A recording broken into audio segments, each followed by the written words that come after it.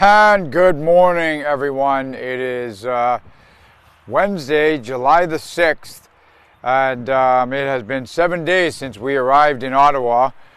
Right now, we're in the vicinity of Ottawa, and we are getting ready for, and get ready for it, we're getting ready for the March Part 2. Canada Marches, the sequel. So look, folks, we realize here at the team that there was something special happened on June the 30th. There was something special that happened from the time we stepped off on February the 20th, and I think it's time that, we include the rest of the country in that important event that happened, namely our march from Vancouver to Ottawa. So we thought, well, why stop? Why stop in Ottawa? Why not keep going to Newfoundland? Signal Hill in Newfoundland, by the way. So that's where we're going to go. We are going to go to Newfoundland. And the point of it is that, look, there's still some things that are left to be done here. We have mandates that are still in place. They're quote-unquote suspended.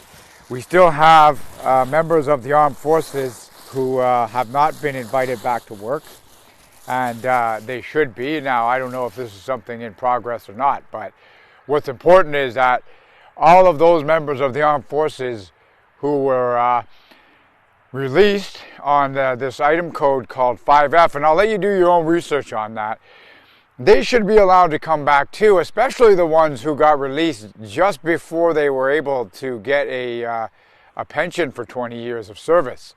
So I think it's important that this be addressed in our march. And furthermore, as you know, one of the things that we did in marching from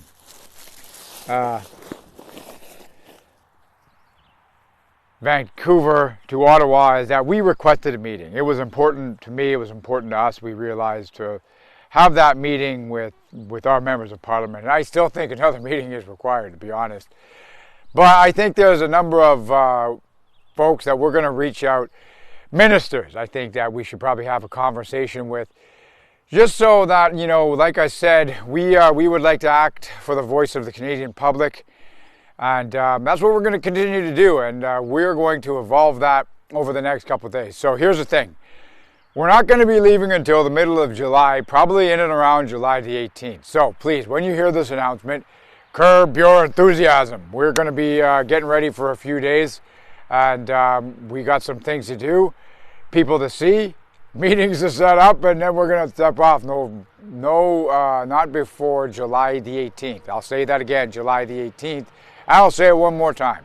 July the 18th. No move before is how we used to say it. Furthermore, for all the talk of court-martials, listen, this is our friends, and this structure we call the corporate media likes to play these little games. And listen, I knew that court-martial was being planned since February. Okay, so please, don't let it alarm you. I'm still here.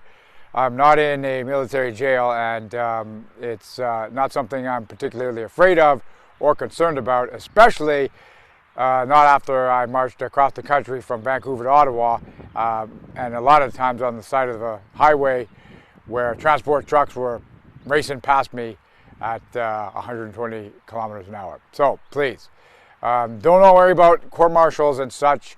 We are going to carry on with the march.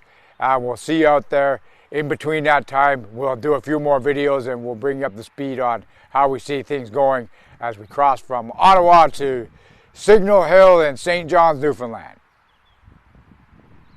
That's it. More to follow.